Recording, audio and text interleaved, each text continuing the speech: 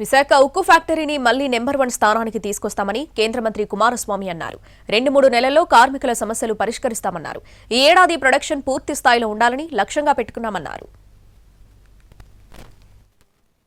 Vizag steel plant పై కేంద్ర మంత్రి కీలక ప్రకటన చేశారు. ఫ్యాక్టరీని సందర్శించిన కుమారస్వామి ఉద్యోగులకు, కార్మిక సంఘాలకు భరోసా ఇచ్చారు. కార్మిక సంఘాల నేతలతో భేటీ అయి విశాఖ ఉక్కు పరిశ్రమ స్థితిగతులు, ఇతర అంశాలపై సమీక్షించారు. ప్లాంట్ భవిష్యత్తుపై చర్చించారు. 3 ప్రధాన యూనిట్ల నుంచి 6 కూటమి పార్టీల అనుబంధ యూనియన్లకు చెందిన మరో 6 ఈ మీటింగ్లో కూర్చున్నారు. సమావేశం అనంతరం కుమారస్వామి ప్లాంట్ ఫ్యూచర్ పై ఓ క్లారిటీ ఇచ్చారు. Our planning is not to go for privatization.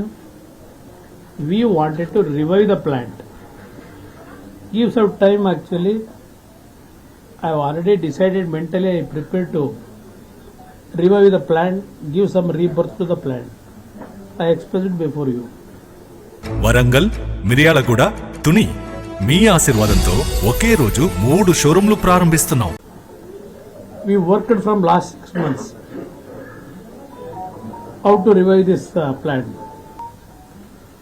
Ultimately, our respected Prime Minister obliged and agreed of our request from my side, and our Honorable Chief Minister also requested when he met us several times. అంతకుముందు Visakha airport దగ్గర కుమారస్వామికి రాష్ట్ర మంత్రులు, ఎంపీలు, BJP నేతలు స్వాగతం పలికారు. కుమారస్వామి నేరుగా steel ప్లాంట్లోనే హిల్ టాప్ గెస్ట్ హౌస్ కు చేరుకున్నారు. కుమారస్వామి రోడ్ షో సందర్భంగా దీక్ష శిబిరం దగ్గరకు చేరుకోగానే అక్కడున్న వామపక్ష కార్మిక సంఘాల నేతలు నినాదాలు చేశారు. సెయిల్లో విలీనం చెయ్యాలని, సొంత గనులు కేటాయించాలని డిమాండ్ చేశారు. కొన్ని చోట్ల ఫ్లెక్సీలు కనిపించాయి. 100% వ్యూహాత్మక అమ్మకాన్ని రద్దు చేయాలంటూ, ఉద్యోగుల కుదింపు ఆపాలంటూ డిమాండ్లు వినిపించారు. విశాఖలో కేంద్ర మంత్రుల కాన్వాయ్కు త్రుటిలో ప్రమాదం తప్పింది.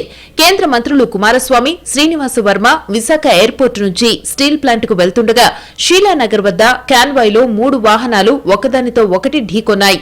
8 వాహనాల కాన్వాయ్లో 3 కార్లు ఢీకొన్నాయి. దీంతో 3 కార్లు స్వల్పంగా దెబ్బతిన్నాయి. ధ్వంసమైన వాటిలో మాజీ ఎంపీ జీవీఎల్ కారు ఉంది.